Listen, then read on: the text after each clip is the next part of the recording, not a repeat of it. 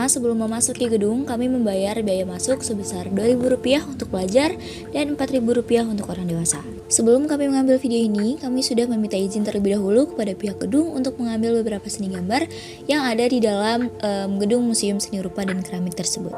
Pintu masuk berada di sebelah kiri pusat pelayanan wisatawan dan kita langsung disambut dengan papan sejarah gedung Museum Seni Rupa dan Keramik serta dasar-dasar pembuatan keramik.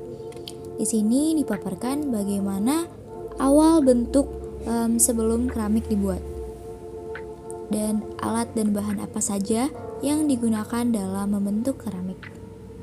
Oke, mari kita masuk ke dalam sejarah gedung seni rupa dan keramik tersebut.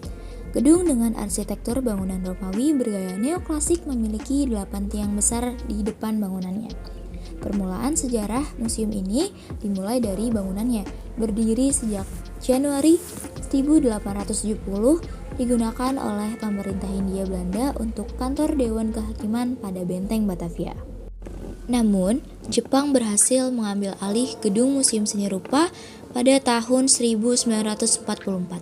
Setelah itu, gedung Museum Keramik dijadikan sebagai asrama militer milik Jepang. Di sini kita lanjut ke lantai 2 untuk melihat lebih banyak karya-karya seni lukis yang berada pada museum di kota tua ini. Nah, pada 10 Januari 1972, Museum Seni Rupa dan Keramik dijadikan bangunan bersejarah dan juga sebagai cagar budaya yang dilindungi oleh negara. Kegunaannya juga dimanfaatkan sebagai kantor wali kota Jakarta Barat saat itu. Perjalanan gedung museum ini tidak berhenti sampai situ saja. Hingga Soekarno menjabat sebagai Presiden Republik Indonesia, gedung ini diresmikan sebagai Bala Seni Rupa pada tanggal 20 Agustus 1976.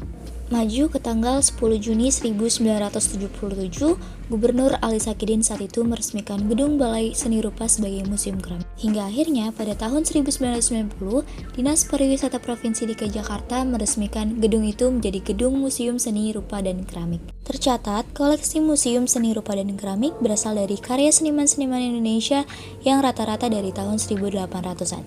Banyak koleksi-koleksi Museum Seni Rupa dan Keramik memperlihatkan koleksi unggulan dan penting bagi sejarah seni rupa di Indonesia. Untuk contohnya ada Pengantin Revolusi karya Hendra Gunawan, yang kedua ada Bupati Cianjur karya Raden Saleh, selanjutnya ada Potret Diri karya dari Avandi. Baik, dengan demikian presentasi yang saya bisa sampaikan. Museum Seni Rupa dan Keramik menawarkan pengalaman berharga bagi pengunjung yang ingin mengetahui lebih dalam tentang seni rupa dan keramik. Struktur Museum Seni Rupa dan Keramik sangat baik dan membantu pengunjung memahami lebih jelas tentang budaya yang ada. Bagi kalian yang ingin berkunjung, bisa ke Jalan Pos Kota nomor 2, Jakarta Barat. Letaknya masih berada di kawasan Taman Fathahillah atau bisa berseberangan dengan Museum Fathahillah. Terima kasih. Wassalamualaikum warahmatullahi wabarakatuh.